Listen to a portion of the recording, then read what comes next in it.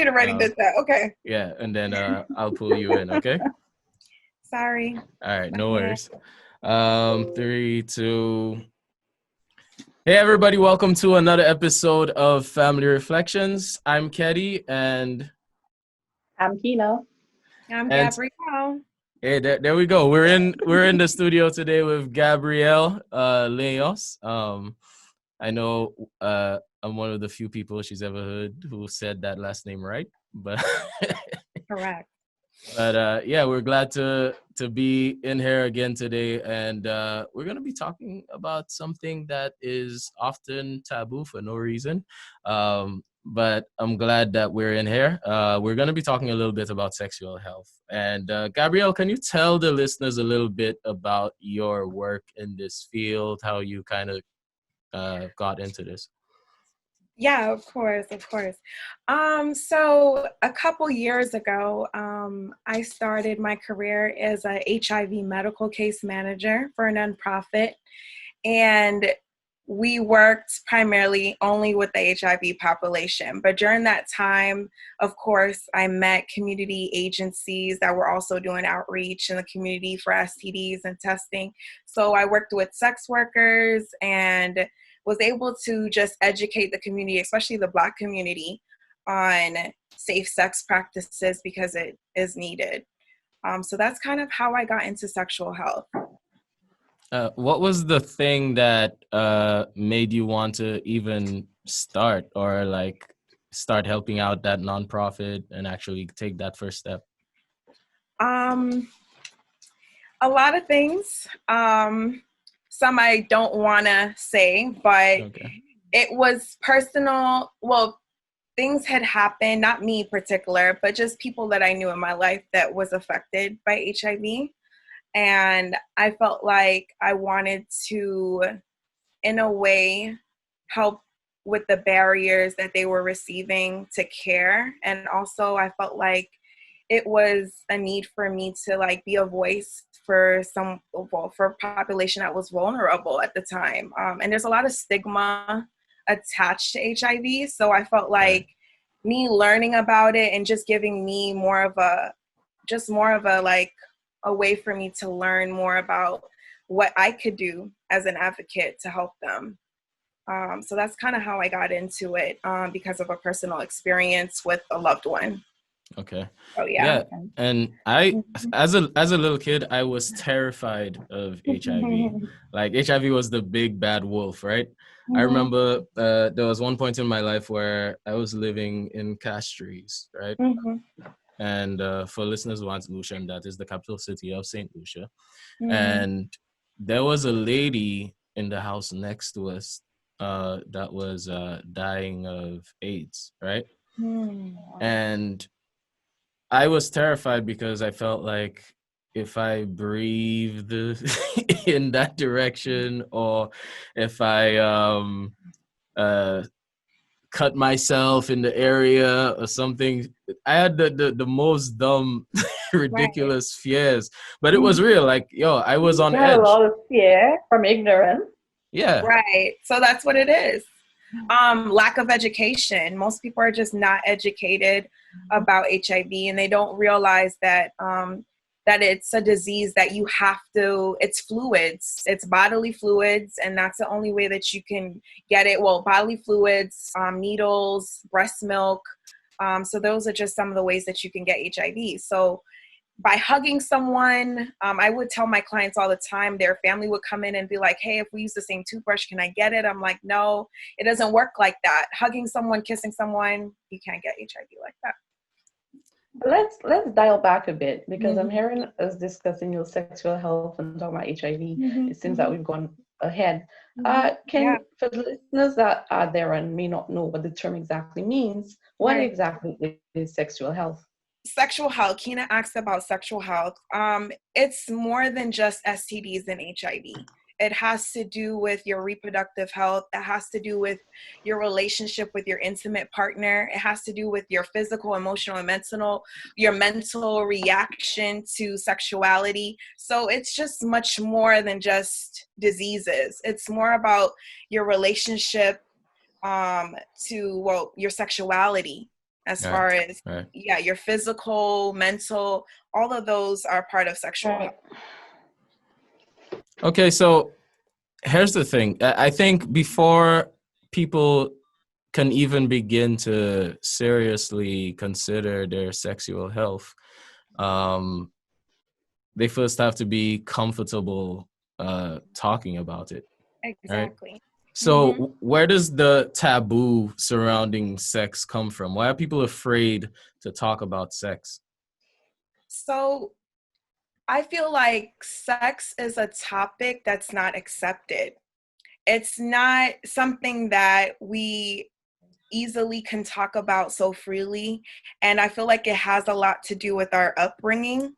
Um, a lot of us were taught that sex was dirty, it was shameful, embarrassing, it's something that you don't talk about as a child. So when you grow up, it does affect you as an adult. And some people hold on to those notions about sex. And sex is everywhere though in our All right. culture. It's in movies, it's all over. So you would think it would be an easy topic for us to talk about. But for some reason, it's a very difficult topic. And I feel like we should start at the school level with children and talking to them about sexual health relations, as far as reproductive health and our bodies, because that also is a part of sexual health. Yeah, I remember as a little boy, Mm-hmm. sitting in the classroom, the teacher walked Mm-hmm. up. She was like, "Girls, right now you look like this," and she drew Yeah. she drew two lines on the board, right? And then she was like, "After puberty, you're gonna look like this," and then she drew like the curvy Right. lines, the curvy outline, and she did the same thing for boys. But I don't really remember real sexual education um while I was growing up, and maybe it's just because I forget stuff, but I don't think to my knowledge it's currently in the Caribbean school system as much as it should be. And Kina, you probably have a lot more informed opinions on this than I do. I do agree that there needs to be much more educational awareness when it comes to sexual health. Now I think they are doing some level of teaching reproductive health, not going in depth. Like you, Keddy, I remember going to school, secondary school, and I think it was Form 1 or Form 2. All I got was about period, where the girls had to excuse themselves from the class and go learn about and all of that. Really? Nothing else. Um, yeah, they would take us out, separate, and then you get some free pads and that sort of thing. That was the only thing we got. So Apart from little stuff in HFLE class, that was basically it. so I'm now looking at when I grew up as a child to now, I see a big difference, because we were taught sex since middle school, and then we were also taught it in high school. So they were already talking to us about sexual abstinence, STDs, and all of that in middle school and high school. But nowadays, my cousins and them, when I ask them about it, they don't get none of that in school nowadays. There's no sexual education. There's no use, nothing to talk about condom usage or anything like that. So they don't even know even about being comfortable with even the opposite sex, or even to know what women are going through at their age or what girls are going through at their age. So they don't know anything about that. They kind of have to teach themselves. And that's where the danger comes in, right? Right. Teaching themselves. And I wanted to talk about that. And I feel like, especially for guys and for girls too, because girls do it too, but I feel like that's when pornography comes into play, that they go to look at those avenues, which are unhealthy ways to learn about sex, because they have this expectation. All right. And not learning that sex is a thing that you kind of like washing the dishes, you actually learn as you go and you improve as you go. So they're thinking that it's like this, we're supposed to be at this standard, and this is what women want, and this is their desires, not listening, not learning about just healthy sex, sexual desires and stuff like that. So yeah, So I'm gonna come out of left field a little bit and say, is that really true though? Like, are there really kids out here saying, "Oh, okay, what I'm seeing in pornography, this Mhm. is what real life is actually like for real, for real." But they don't know that until they probably get older to think Okay, that pornography is actually one of the worst places to learn right, about sex right. because it's not reality. But Uh, and everybody knows that. It's not that reality. could explain a lot of situations, though. Hmm? What'd you That say, could Kina? explain a lot of situations. Caribbean men. That's where they get to learn about sex. Exactly. So Hold that's on, where hold on, hold they on. think that they know, but they really don't. Well, So yeah. yeah, What situations exactly are you referring to there, Kina? so I would Keddy will focus on sexual health. Hey man, She brought reference to the I'm trying pornography to thing, so I'm trying so to I figure was out trying. why our Caribbean men just got attacked just under the belt. They're not getting attacked. well, let's say men in They're general. not getting Men attacked. in general. Yeah, men in Okay. general, All they right. get this sort of Yeah, false advertising, false learning. I don't right. know what to call So, it, but they get this. Yeah, right. it's So not I good. would And say then they learn from it on. right. So I would say a healthy way, especially with girls and boys growing up, is to teach them uh, through books, through videos, like actual educational stuff for them to learn the female anatomy and the male anatomy, and to be comfortable talking to the other sex and knowing that it's okay, and teaching your children the changes that they're going to have. And not making it seem like it's a shameful thing, but something that they should embrace and something that they should be happy to be going through. So I think we should do more education with our young people about sex, because growing up, we had sex abstinence retreats. Although it was sex abstinence retreats, they also did teach us that if you're going to have sex, make sure you're having safe sex, and these are the consequences. But the best effective way to stay away from STDs and pregnancy was abstinence. So, yeah. Yeah, let's talk about that. If we're being real, right? Let's be real. How applicable? I don't Mm. want to use the word effective. Mm-hmm. How applicable is abstinence? How, if we were to look at today's society Mm-hmm. and growing up, even ourselves as example, how easy is it to Mm-hmm. abstain? So are we? How? I don't want to sound bad. Well, I don't want to sound too negative, but I honestly would not promote abstinence as much as safe sex, because I'm like, let's face it, they're gonna do it. You're gonna do it. It's Right. Right. very difficult for young people to abstain, and that's the reality. Exactly. Mm-hmm. But here's the thing though. Here's the thing you're supposed to do. You're supposed to come Make it up with more a smile on appealing. your face Mm-hmm. and you're supposed to say, "Hey guys, abstinence is the right way to protect yourself It is. first." We Right? need to find And a more appealing way to present it. You can yeah, tell them but just stay away from sex. Right. so you know how I see proposing abstinence? Imagine, right, that we all lived in a world where tigers were on the streets, right? Just follow me. I'm going somewhere. And you had to teach children to avoid being eaten, right? Mm-hmm.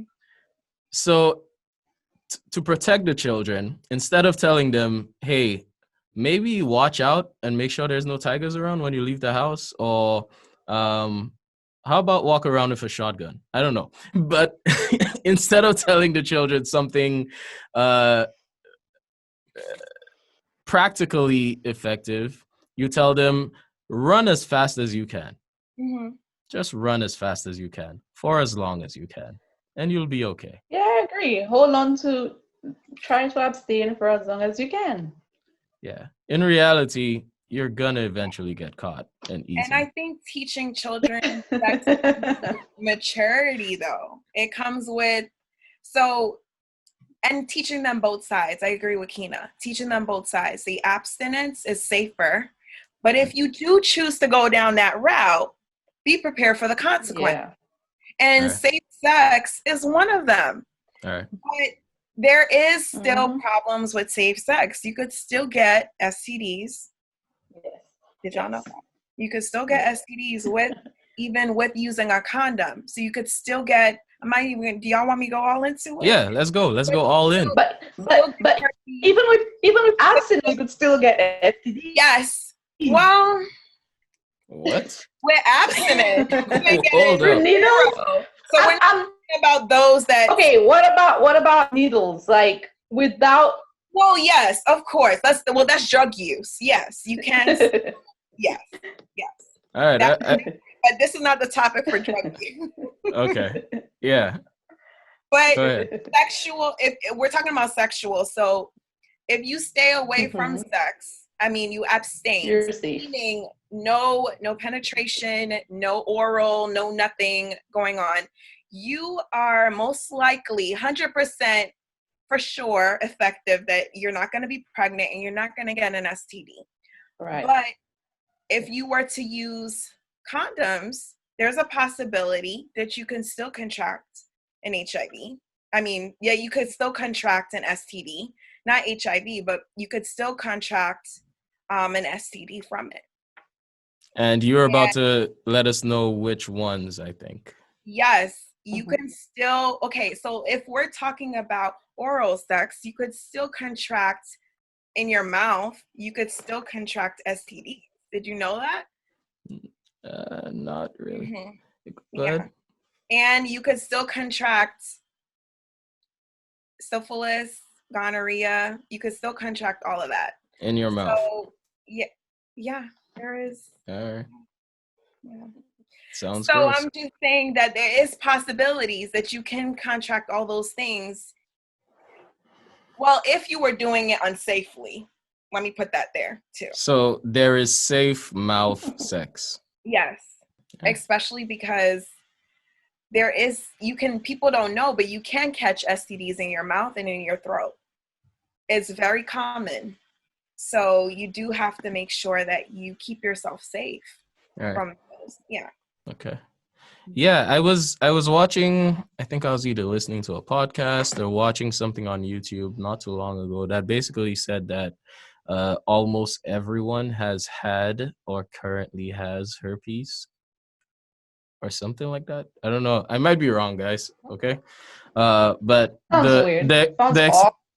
the expression on Gabrielle's face right now is exactly what my expression was. I was like, wait.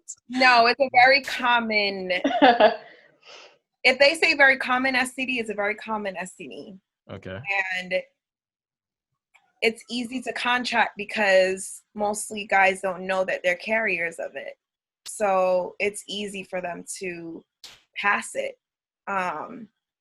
So I would see why it's a common one, but that the whole population has it. I think a lot more have it than probably is reported, maybe yes, but I don't know if the whole population have herpes though. Yeah, so hear me out, because what I thought I saw was them basically saying that people think that herpes is like huge bumps on your mouth or huge bumps on your genitals, but in reality it's not always so. No, that's true. Obvious. Right. Yeah. So I was talking about genital herpes. So if you're talking about like cold sores, that's counted as herpes. Most of the population does have that is a form of herpes as well. If you get sick, and some people break out with a cold sore, that is not genital herpes. That is just herpes. So that's different, but it's still classified as herpes. Yeah, I didn't know there was a difference between genital herpes and regular herpes. I didn't know there were two. Okay. Mm-hmm. It's not an STD. A cold sore is not an STD. It's just an effect of you being sick. And some people, when they stress out, they get it too. So it just depends. But yeah, it is not an STD. So are they both called herpes because they're both They the are both same called, virus? yeah, they're both called herpes. They're both classified under herpes. So HSV1 is genital, Okay. and HSV2 is your mouth. Okay. What if you had HSV2 on your mouth and then performed orally on someone? Would that then? So then that person would get the same thing you have. Mm-hmm. But it doesn't mean that they will always get it. But if they did give it to them, then it would be the same as whatever they have. If it's HSV1 or 2 on their lip, because if it's possible, you can have a genital one on your lip. If you were performing on someone and they had genital herpes, then you can get that one on your lip. And if you get what I mean? So whatever you contracted on your lip, if it's HSV1 or 2, and you perform that act, you'll give the same thing to the person. Okay. All right. So there's different ones. Yeah, so I was a little curious about the abstinence camps that you mentioned. Oh yeah. It kind of sounds like concentration camps. That's what I'm thinking. I would like to. What do they do at those abstinence? Let's all abstain. That was. It's like I'm seeing it as you go through this whole course, and like before you leave, you must promise that you're abstaining or something. No, I'm sorry, I'm dying. It sounded like that, right? But it Right. wasn't. It was a weekend getaway with just young people. They called it abstinence weekend or abstinence like a program type of thing. But it was fun. I mean, it taught us. They wanted us to abstain because it was a church group. So they wanted us to abstain. But at the same time, they still told us, hey, if you have sex, these are the consequences.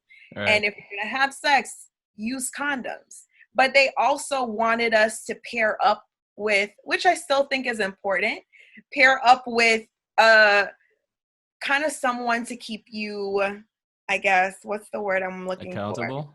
To keep you accountable, accountability partner. So they wanted you to pair up with an accountability partner so that you were actually held to, I guess, the same standard that, working towards both being abstinent and keeping each other accountable. So did it work for some people? Of course, it did. It did. Okay, all right. Shout out to the How did the accountability partner thing work? Was the person like with you for that whole weekend getaway? No, there was keeping in check, or like is it after? Is there like a post accountability or that sort of thing? Yeah. So after is when really the relationship more grew with you and your accountability partner, because both kept talking to each other and talking about what you're going through. And so I know even some who are still each other's accountability partners. So yeah. Oh, so it does work. It does work because I still have friends from that group who still believe that abstinence is still something that is important to them. So it does work. That's good. It does work. Right. I had a very big joke the first time I heard you say abstinence camps. It was a retreat, abstinence retreat. I was just imagining that's good. I'm imagining some guidance counselor, somebody coming up, hey kids, let's all abstain together. No, it wasn't like that at all. Yeah, but hey man, abstinence is, I think, the most effective way to remain safe. And as much as I don't necessarily think it is the most effective form of protection, I still see the benefits there as well. So shout out to that camp. Yeah. The retreat. The retreat, yeah.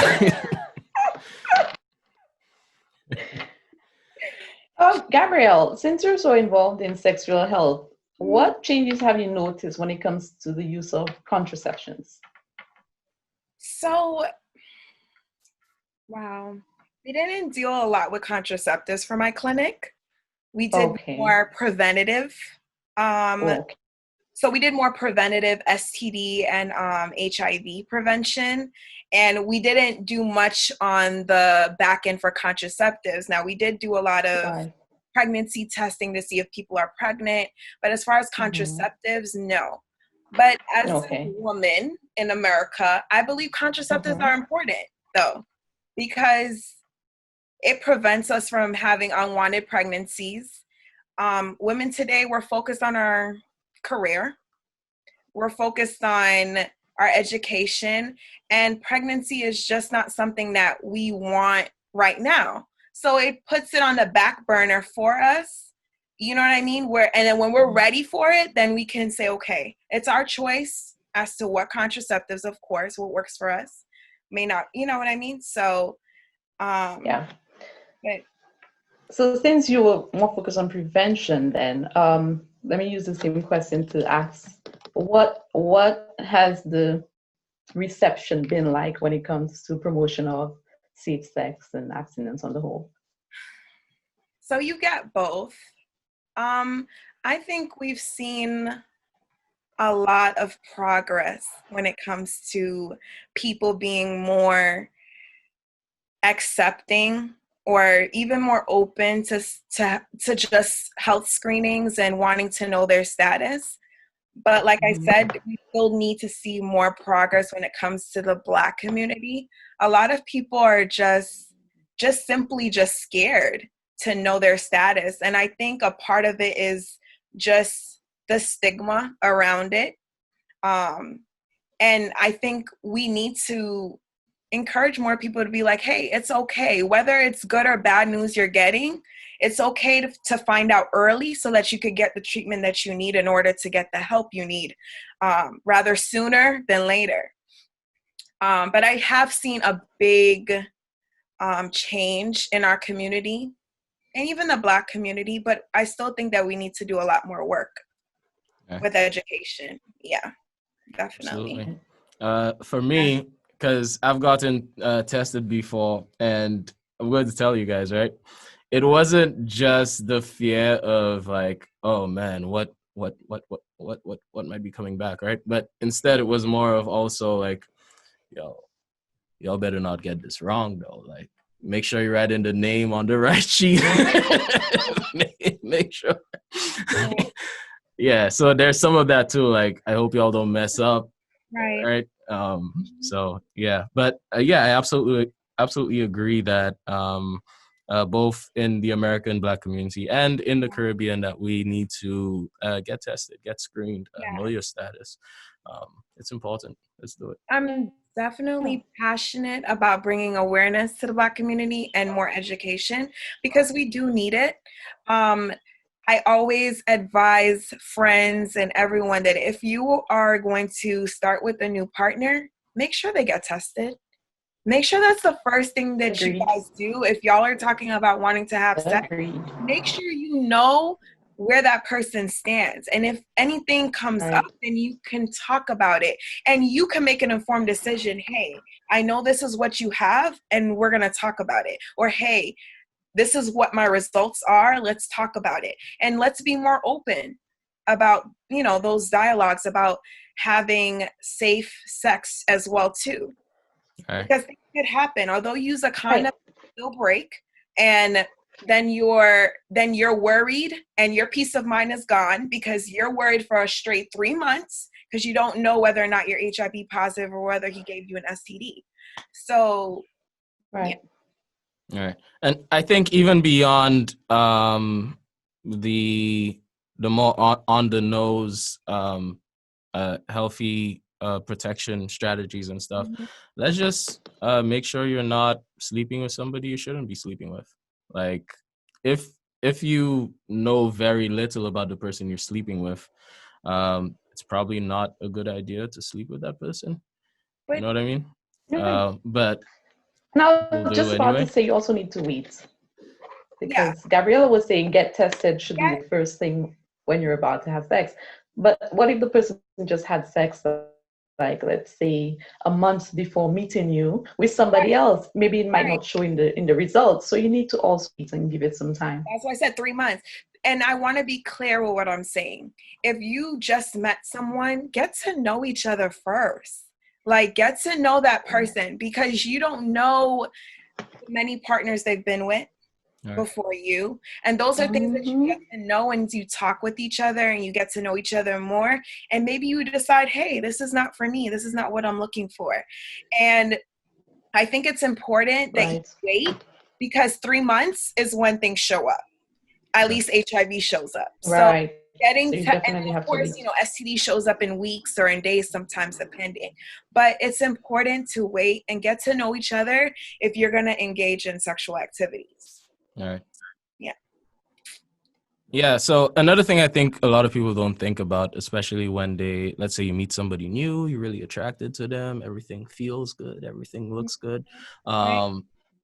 If you sleep with this person, right?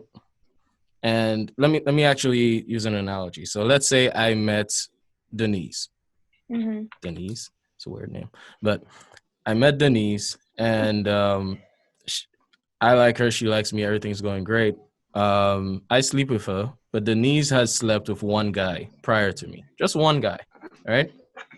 But that one guy had slept with like 3 people before her.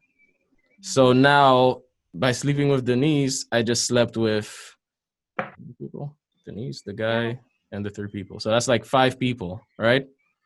And usually those numbers tend to be a lot more magnified than that, right? Because the 3 people that he slept with before her are probably not virgins themselves, right? So when you commit to sleeping with someone, you're opening yourself up to potentially thousands of people. So yeah. Yes. Right. It's a very serious thing. And it's a chain. We're all linked. Right. You know what I mean? Not we're all linked, but you know what I mean? Like you and that person are linked. Right. The people that they've been with as well too. So you have to definitely be careful about who you engage in. Yeah. Gabrielle, what would you say to, I'm going to target young ladies who really do want to practice safe sex, but as you said, a lot of the Black community, and I would say men, they do not want to get tested. They do not, they not even in general, they don't even want to go to the doctors to get screened or anything. So this young lady wants to practice safe sex, and her partner is just adamant that he wants to, whether go raw or get tested and all of these things. First of all, I know that probably wouldn't be the person for you. But what if this person remains there? What advice, what could you say to these young ladies? I would say the most important thing is your self-worth and setting your standard high, that if that person doesn't respect what you want, then that's not the person for you. And you should never feel pressured into meeting his expectation of you. And I feel like that's where sexual, I would say maturity comes in, that person should say, I love you, I want to keep you safe, so I'm going to also go get tested, and I want to show you my result. That's where you know that person cares for you enough to make sure that your health is important to them. So my message to women is always, it's your choice to decide what you want. And don't worry about what he's saying. Keddy, you say no? Let my partner do his thing, Yeah, my girl, just ease up yourself, You have nothing to worry about. You understand? Just relax yourself. I was about to be like, can I mute Keddy? Can I mute him? We're not promoting this. That's always the thing. I'm good. You don't have nothing to worry about. Oh, you're good. You're right. Yo, the lie. Always saying that, right? And let me tell y'all, ladies, I can tell you as a guy that, we can find a way to make a convincing argument. It's like, I know. let me tell you how I know I have anything, and then give you a story. Like, yeah, man, that's how I know. That's what they do. I have no problems, So we need all them tests and things. Like, just take it easy, The words mean nothing until you see the paper with that result. And you know what annoys me the worst is when I'm talking to someone and they were like, oh, I know he's straight because he just had a baby and the baby's fine, and or the mother is breastfeeding that baby, so she must not have anything. Wow. Like, okay, maybe not HIV, but honey, you don't know if he has a history of HPV. You don't know if he has a history of any type of STD. Right. And a lot of women don't share that. You find out later when you go do your pap smear and it comes back that you have something, because the men are just, they're not doing their screenings and they're not getting checked. So you wouldn't know anything because it's not something that you can just get regular testing for. You know what I mean? Yeah. So I always tell women, if he respects you and he loves you, one, he will wait and want to make sure that y'all are both healthy before y'all engage in any type of activity that y'all both not ready for. You know what I mean? Yeah, let me talk to the guys too, though, because I feel like we're getting really feminine, you know, and you know.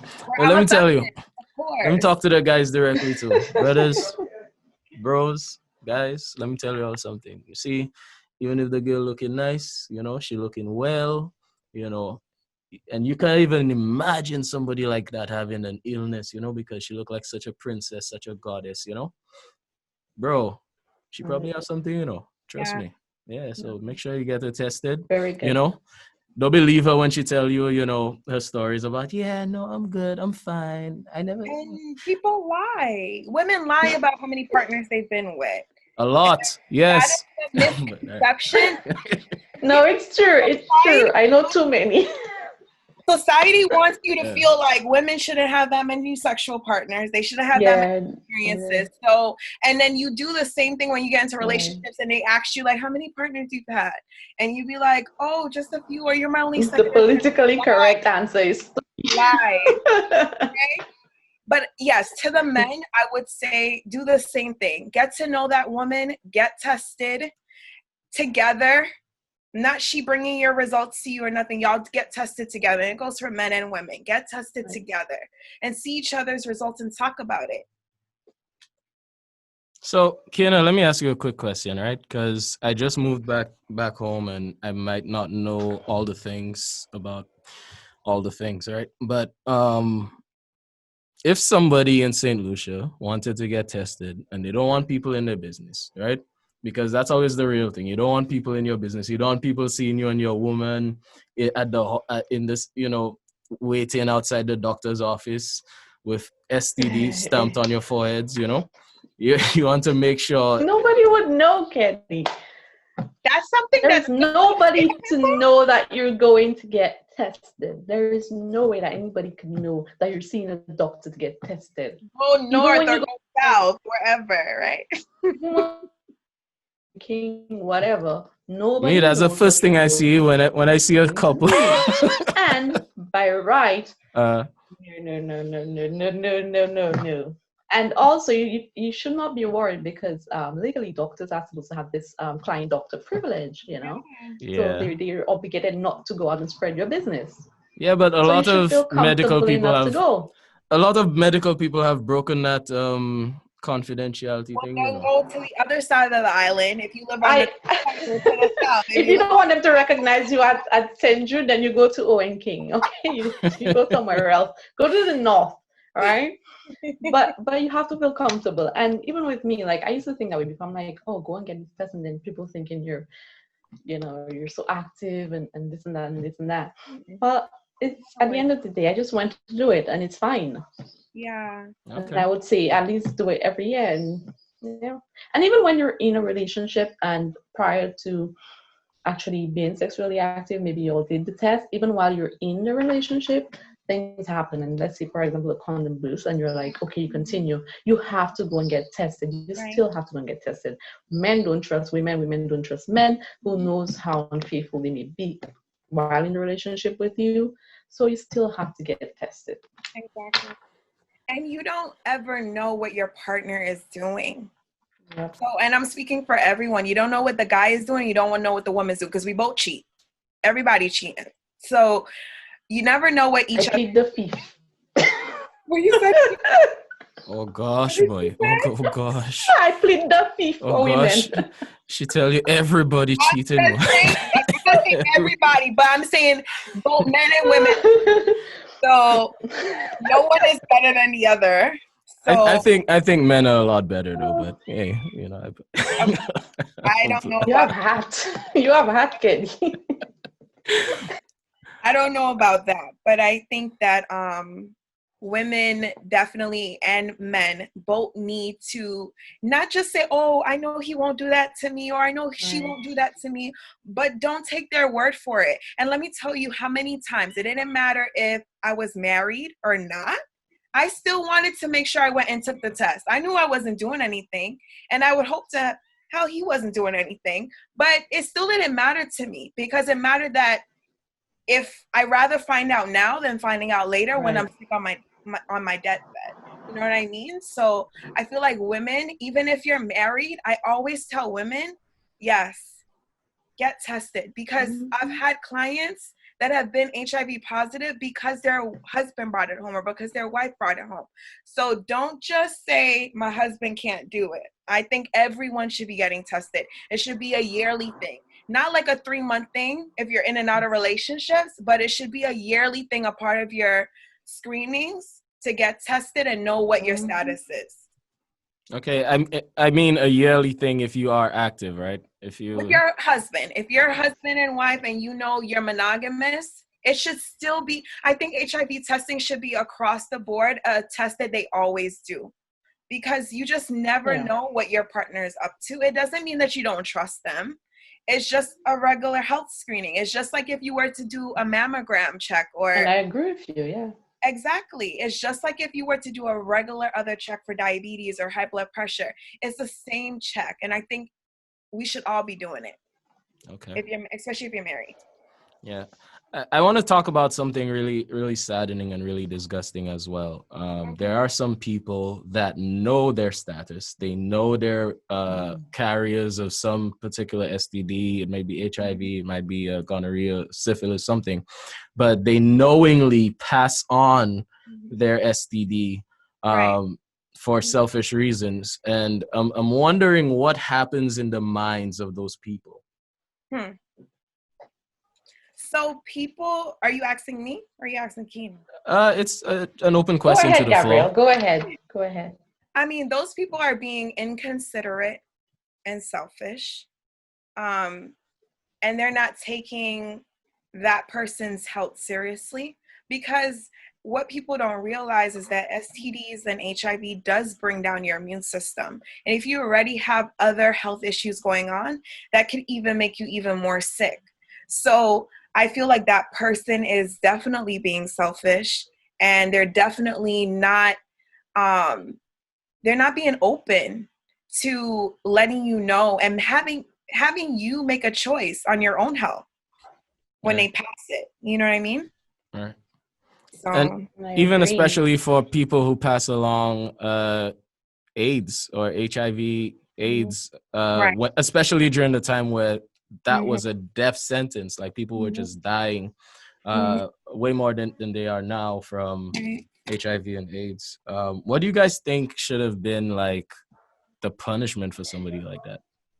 It's still like it's like you're committing murder basically back then when you were a carrier and then you pass it on.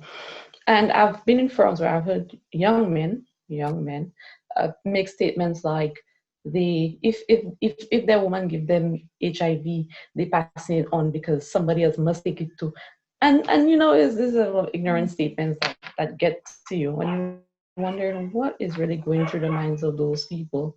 Right. But yeah, even now with treatment and all of that, I still believe that what would have happened back then should still be applicable even with treatment, because you took the person's choice of health away from them.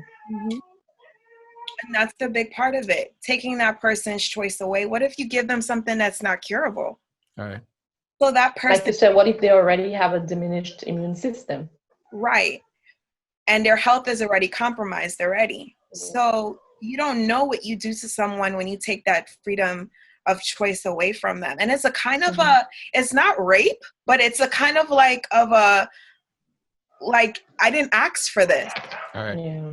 But at the same time, it's on us to also don't trust your partner just because they say, hey, honey, I'm good. Hey, baby, I'm good.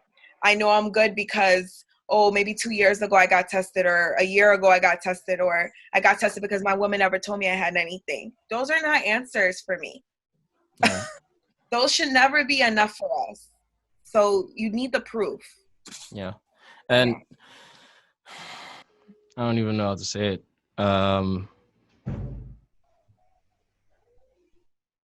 I think it's a corruption of what sex is supposed to be when someone is being selfish in the very act of making love to somebody.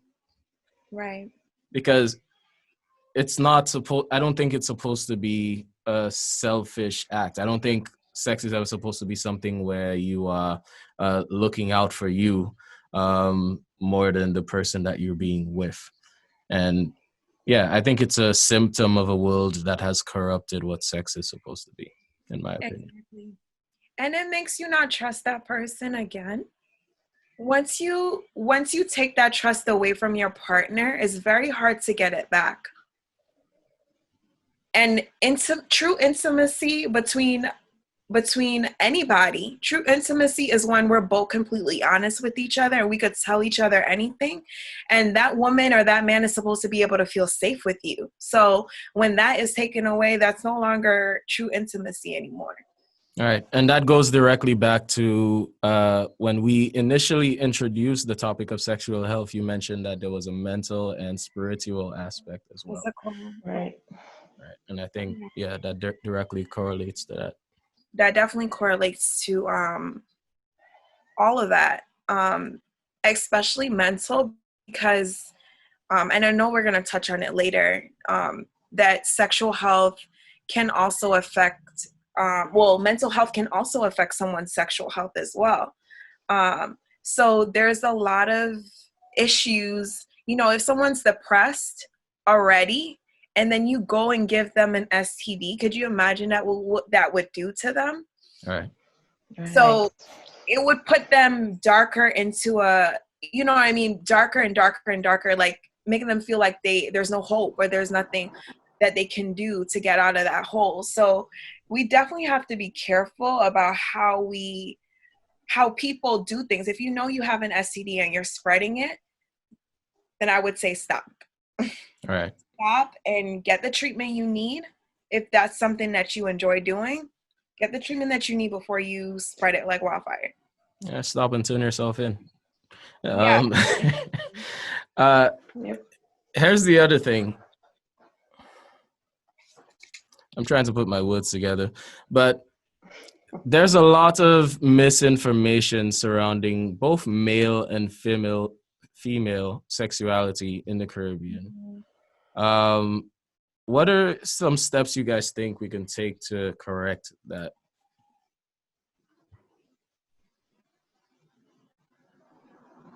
Kina could talk about the Caribbean for me, and I could talk about what about you, Kina? I wonder why you targeted the Caribbean. Yeah. Just overall. We go overall. Yeah. Focusing on women in particular when it comes to sexuality, I think there's a shame that is usually attached to women. It's like it's okay for men to discuss their sexuality. It's okay for this male prowess to be highlighted. But when it comes to a woman and embracing her sexuality, it's like you get antagonized, you get name called, you get the worst looks. Like it's not common, it's taboo. Like, why are you being so sexual?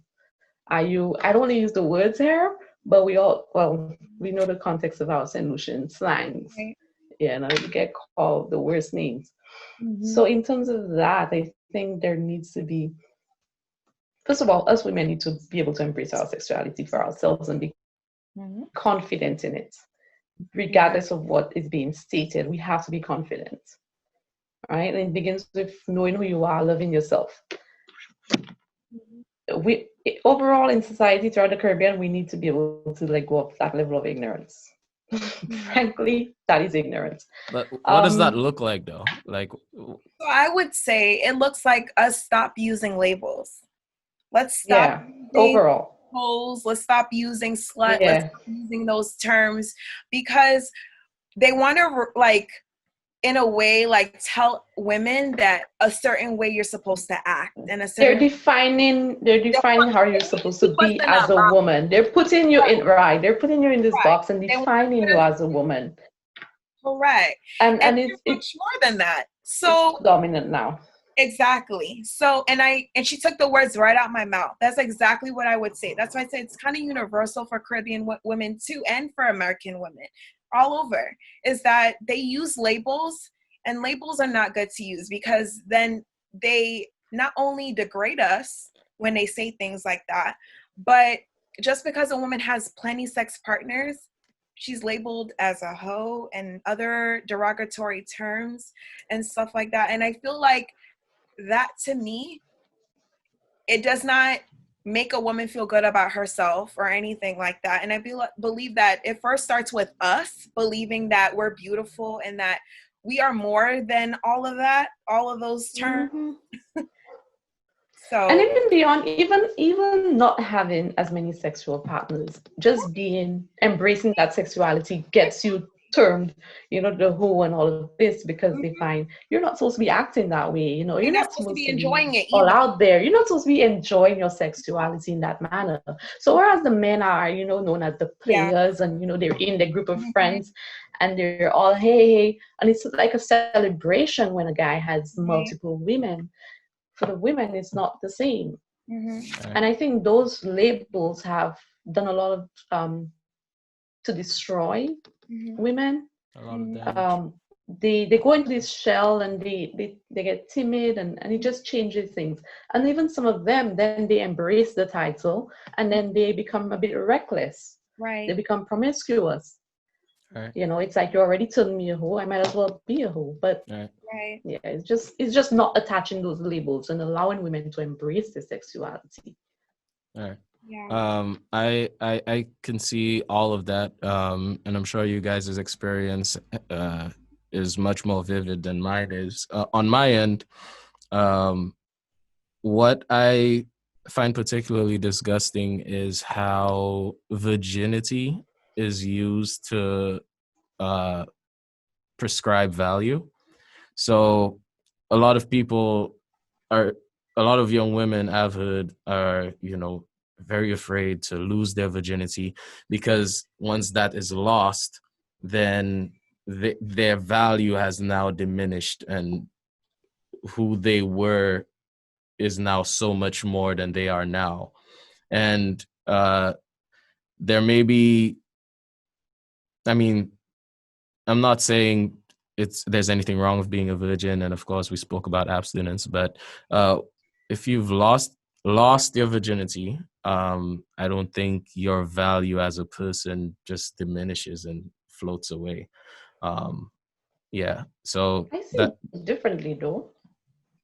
Go ahead. I think it's something to be respected. Me being here, I think women who are still considered virgins, especially in Asia, from my knowledge, it is respected.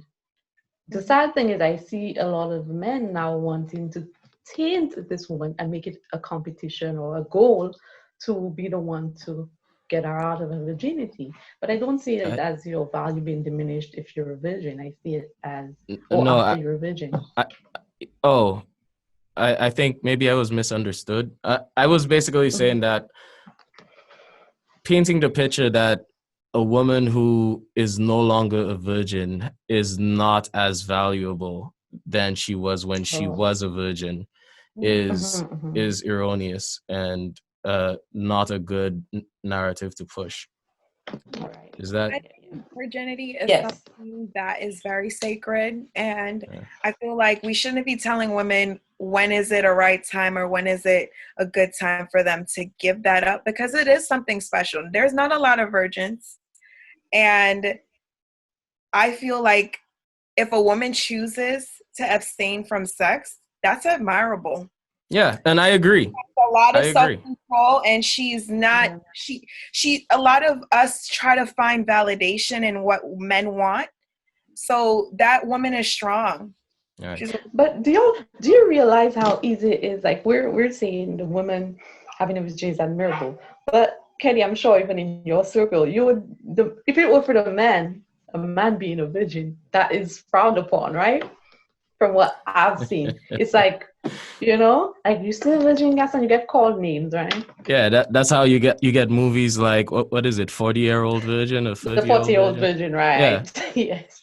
yeah. So I mean So we that's the also should thing. be telling the men to um that's sacred for them as well. Right. So I hope I was clear. What I was saying is not that virginity in and of itself is not admirable.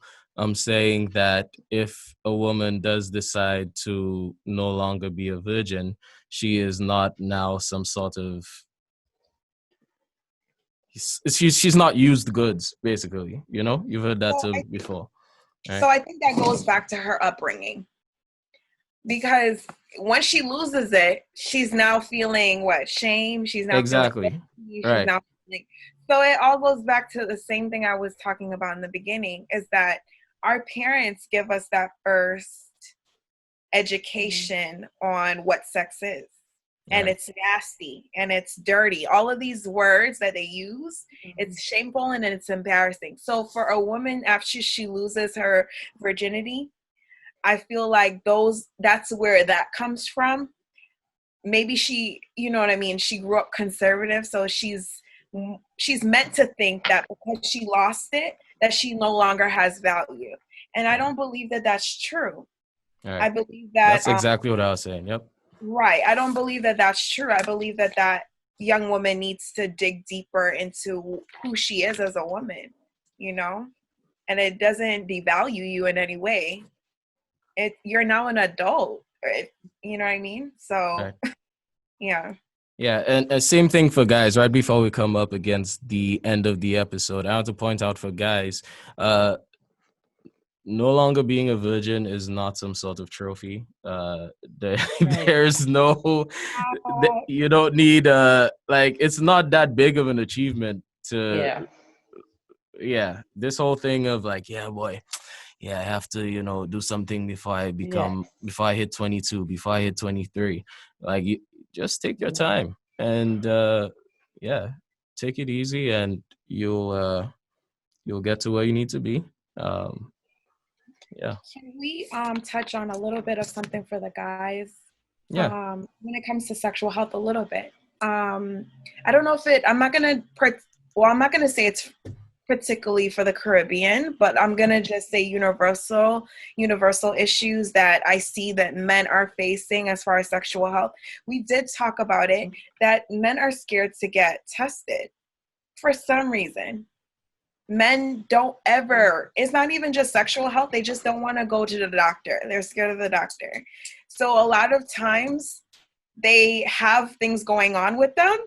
And I would say they have like white coat syndrome when they're scared of the doctor for some reason, because they're going to get bad news or something. But I wanted to talk about some issues that men have when it comes to sexual health. Some universal issues. So excessive drinking and smoking can lead to dysfunction as far as like sex problems for them as well. It could lead to erectile dysfunction. It could lead to premature ejaculation, low libido. I don't know if they know that, but it's true. So excessive smoking and drinking can lead to that. And I know Caribbean men do that a lot. Yeah, we like our beers. We like our, yeah. Yeah, they like beers. They like liquor, rum. You know what I mean? So on a whole, that could be an issue with them. And as far as like medications and stuff like that, also could be a side effect. So yeah. Yeah, man. I didn't know about the low libido for the drinking and smoking. Actually, I was not aware of the low libido part, so that's good. Smoking can cause low libido. But also low libido can also, which is like a reduced interest in sex, but it also could be just that they're taking medications or that they're doing certain things, lifestyle, overweight, depression, it goes back to mental health. So if your body is not here, like your mind is not here, hair is not going to be okay either. So it just all plays in together. So it affects your health. Blood pressure too can affect it. Because I know we talked a little bit about women's health, but also men as well. Yeah, absolutely. So guys, get enough sleep. Take care of yourself. Don't be temperate. Go see a doctor. Yes, get tested and don't be scared. Listen, here's a funny experience for you guys real quick before we end, right? I went for a checkup I think a year or two ago. And as soon as I got into the doctor's office, he was like, "Yeah, I guess your girlfriend told you to come in here, right?" That's usually what both guys to go. Their wives or their girlfriends. Yeah. It is so true. It is so true. And I just want to say that HIV and STDs do not discriminate. It doesn't matter what sexual orientation you are. Anyone can catch HIV and STD. And it's for us to practice safe sex. And I do support abstinence as well as an effective way to avoid all of it. Definitely. So I'm just going to end with that. I do support abstinence, but I also say that if you're going to have sex, make sure it's safe. And yeah. All right. Absolutely. This has been a good talk. Thank you, Gabrielle, for joining us. You're welcome. And Kina, do you have anything else to say to the folks? No, I think Gabrielle ended really well. All right, guys. Thanks for joining us. We'll be in here again. Let me give you the dates. We will be in here again on October 11th. So see you guys then. Yes. Stay easy. Bye for now. Bye.